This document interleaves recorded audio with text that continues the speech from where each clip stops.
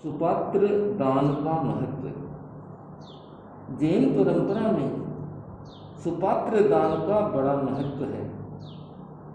श्रावक के 12 व्रतों में 12वां व्रत अतिथि संविभाग व्रत सुपात्र दान का प्रायोगिक रूप है। इस व्रत में मुनि को अशुद्ध आहार देने का 3 करण 3 योग से त्याग किया जाता है। श्रावक का सामान्यतः यही एक व्रत है जो 3 करण 3 योग से हो सकता है। 12 व्रत में संयति दान का समावेश इसके महत्व को उजागर करता है। सुपात्र दान में दाता और ग्राहक दोनों की कसौटियों को देखते हुए इसे एक दुर्लभ उपलब्धि कहा गया है।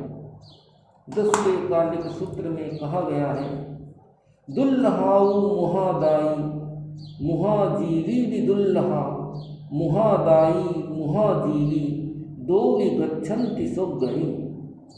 मुधादाई अर्थात प्रतिफल की कामना के बिना निस्वार्थ भाव से देने वाला दुर्लभ है, और मुधाजीवी मुझे मोक्ष की साधना के लिए जीना है और उसी के लिए खाना है, ऐसा चिंतन करने वाला भी दुर्लभ है।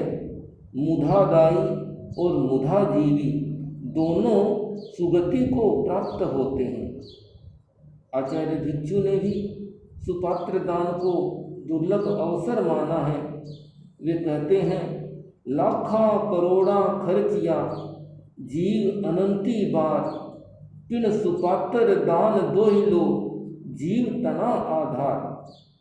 न केवल जैन ग्रंथों में, जैनेतर ग्रंथों में भी सुपात्र दान को महत्वपूर्ण स्थान दिया गया है। व्यास स्मृति में सुपात्र दान की महत्ता इस प्रकार बताई गई है, सुक्षेत्रे वापयेत बीजम सुपात्रे दापयेत धनम सुक्षेत्रे च सुपात्रे च क्षिप्रम नेग ही दुष्यति।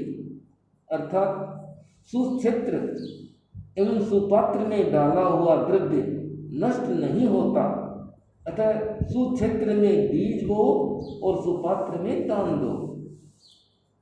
उपदेश तरंगिणी में सुपात्र दान का लाभ बताते हुए कहा गया है, धन ब्याज से दुगुना होता है, व्यापार में 4 गुना होता है, खेत में 100 गुना होता है और सुपात्र को दिया हुआ अनंत गुना होता है। सुपात्र दान के अनेक लाभ हैं। व्यवहारिक दान में देने वाले की अपेक्षा लेने वाला अधिक लाभान्वित होता है, किंतु सुपात्र दान की यह विशेषता है कि लेने वाले की अपेक्षा देने वाला अधिक लाभान्वित होता है। दाता देता तो केवल पौद्गलिक पदार्थ ही है, भोजन पानी आदि, किंतु पाता है अमूल्य आध्यात्मिक संपदा। जैन परंपरा में छोटे छोटे बच्चों में भी सुपात्र दान के संस्कार कूट कूट कर भरे हुए मिलते हैं।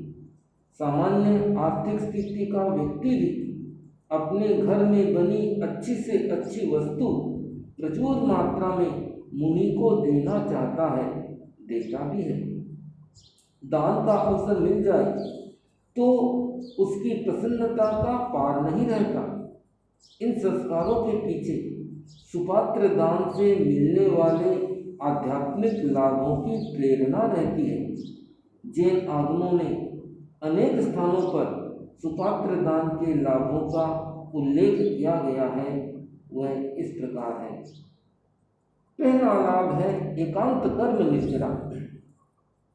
भगवती सूत्र में गणधर गौतम ने भगवान महावीर से पूछा, भंते श्रमणोपासक यदि तथा रूप श्रमण माहन को प्रासूक ऐष्णीय आहार देता है तो उसे क्या लाभ होता है? भगवान महावीर ने कहा, गौतम वह एकांत कर्म निर्जरा करता है किंचित मात्र भी पाप नहीं करता। सुपात्र दान का दूसरा लाभ है सब दुखों का अंत। इसी भगवती सूत्र में कहा गया है कि जो श्रवणोपासक मुनि को प्रासूक ऐसनीय शुद्ध दान देता है वह मुनि के मन में समाधि उत्पन्न करता है। इसके प्रतिफल में वह भी समाधि को प्राप्त करता है और अपने सभी दुखों का अंत कर सिद्ध बुद्ध और मुक्त बन जाता है।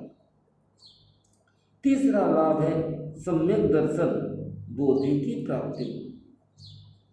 आध्यात्मिक विकास की दृष्टि से सम्यक दर्शन का मूल्य सर्वोपरि होता है। एक बार सम्यक दर्शन का स्पर्श हो जाए तो मोक्ष का आरक्षण हो जाता है। सम्यक दर्शन की प्राप्ति का एक साधन है सुपात्र दान। भगवती सूत्र में कहा गया है, मुनि को दान देने वाला जीवन निर्वाह के कारणभूत अन्नादि का त्याग करता है, दुस्तज्य वस्तु का त्याग करता है, दुष्कर कार्य करता है, दुर्लभ वस्तु का त्याग करता है।